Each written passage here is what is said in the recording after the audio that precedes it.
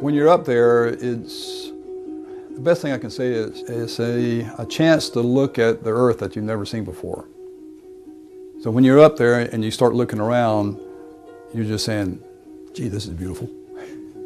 You know, you're the only one up there that's going to get you down in the event of a problem. So you always feel a sense of isolation, but you know, it never fails to impress me that I look down and you can't see details, but you can see, you know, 2/3 of California sitting up there at the perch. So. Does that make you feel small? Does it make you feel bigger as a person?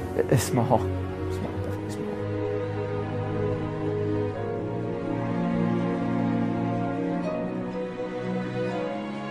The U-2 was originally built to get up high over enemy air defenses and overfly hostile territory and take imagery.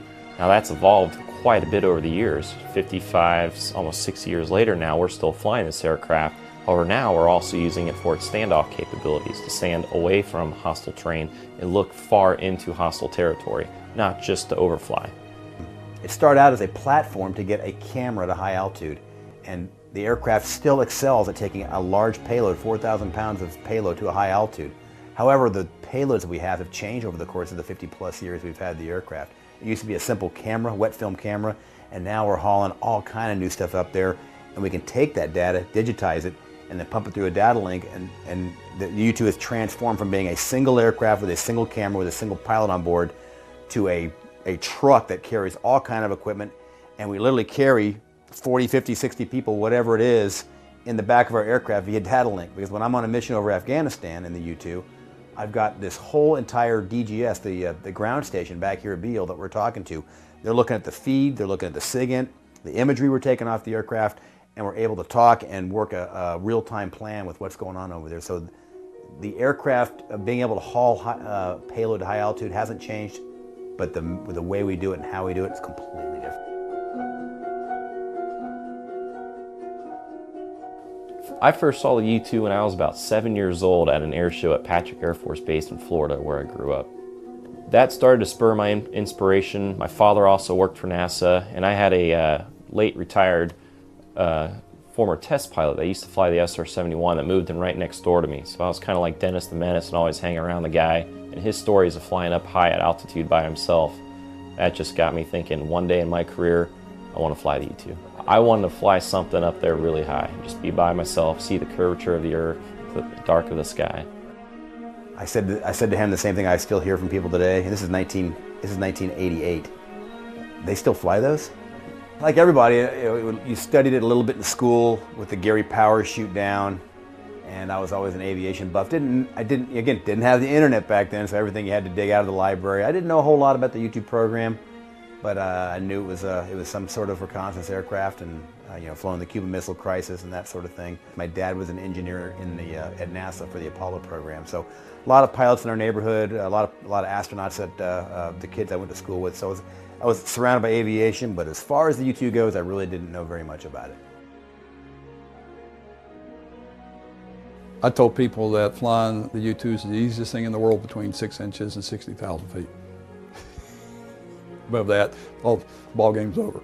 It's one of the hardest things to control. Well, basically it comes down to safely landing the aircraft, both for the pilot, for the jet, and for the sensors on board. The U-2 is such an efficient aircraft, it's almost like a big old glider with a big engine on there.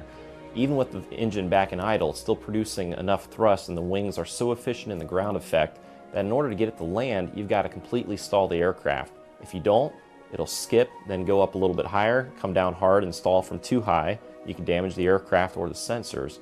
So ideally, we want to get that thing to 1 or 2 feet above the ground and stall it right there and force it to land. And it's really hard for a pilot wearing a full pressure suit and a helmet to determine when he's a foot or 2 above the ground. He's got tunnel vision with the helmet and he can't see the ground coming up from his peripheral vision. So we need another pilot in the car behind him to talk him down on a radio and tell him how high he is above the ground. It's an extremely difficult aircraft to fly, and the nature of our mission being single pilot, single ship employment makes qualities of officership and ability that much more important. Everybody that flies the U-2 has to have flown something else before they came to this aircraft. It's the hardest plane in the world to land and one of the toughest to fly in general. So we need guys that already have experience as pilots to come in this program, and then we evaluate them when they get here. We actually give them a flying interview as well and see if they have the potential to meet the learning curve to be a U-2 pilot.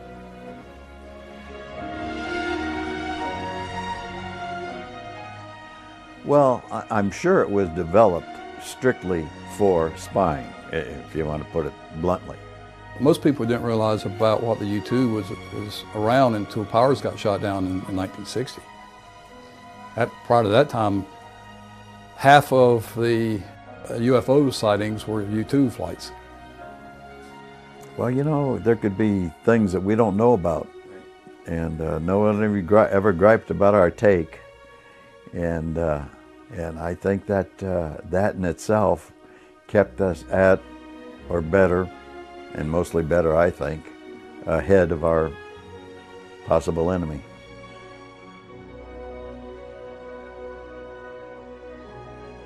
The aircraft really evolved from the very earliest days with Francis Gary Powers, with overflying the target with the camera. That was the single mission of the airplane, to becoming, you know, a workhorse, you know, a truck to cart the sensors to the high altitude regime. First of all, it's a completely different airframe. It's about 33% larger than the original airframe that was built back in 1955. On top of that, not only is the airframe new, most of what we're flying now was built back in the 80s. It's been completely stripped out, new fiber optic cabling throughout the U-2, all glass cockpit in the U-2, and the sensors we're flying are state-of-the-art now. Humanitarian aid, like we saw with the earthquakes in Haiti. We flew over there, took imagery to help out the rebuilding efforts down there. This is absolutely not the same U-2 that Francis Gary Powers flew back in the Cold War. I was pretty sure that with the U-2's capabilities and its flexibility and the ability to put so many different payloads on it, that it'd be around for a long time. And in that case, I was right.